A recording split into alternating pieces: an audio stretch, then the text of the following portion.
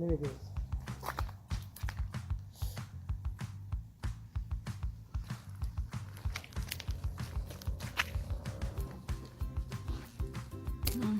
Ne? Ne yedin?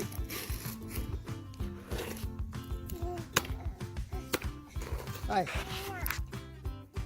Aldığındağı, gördüğünüz bazı videoda düğün aldığında daraklar gösteriyor. Şu daraklarda su karganın gösterdiğin dedik ha, haberi göz.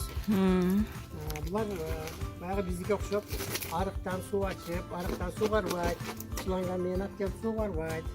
Bunlar biriyle kranda açıp koyuyor, o sonra benim ne vardı su var koyuyor. Biz bir ölçün gösterip koyuyoruz, sonra girdiler. Arkadaşlar bulup, hatta su var şu için, normalde hep açıp koyuyoruz. Şunları açıp koysak, vardık şu yüzün tegereğindeki tarafta bir suyuna su getirdi.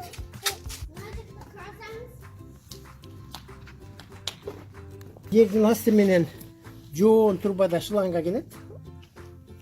Şılangadan ana niçke turba kullanır. Nonday niçke turbaga. Niçkesi bayağı bir 5 milimetrelik şılanga. Alan her bir daraktın üstüne nonday koyup sayıp koyacak. Bunu sayıp koyatına. Bu darak nasıl ilk oyun sayıp koyacak. Bu yerde regulovka kılıp koyacak. Mesela onu burap açıp koysak. Su göğür ağa katına açıp. Göğür su karşı gerek olsa. Buna ki. Anneme bunu buraya azaytıp koysun. Azayıp kalat. Caydın ısık günlerinde cüğünere kiçiğine buraya koysun. Tamçıla vakıp duruyor. Bunu daraktın aslından hiç kaçandığım gitmeyin.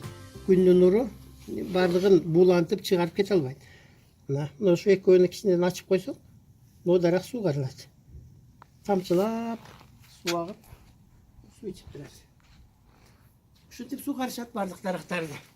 Köp su gitmeydi. Tamçılap durup düşünmenen daraklar var göğüle öğretiken.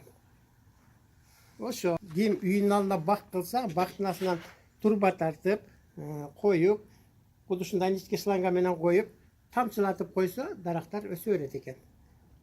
Çoğun arık menen suap geliştin gereği yok. Şılangan tartıp günde su karıştın gereği yok. Caydın ısık günlerinde dele.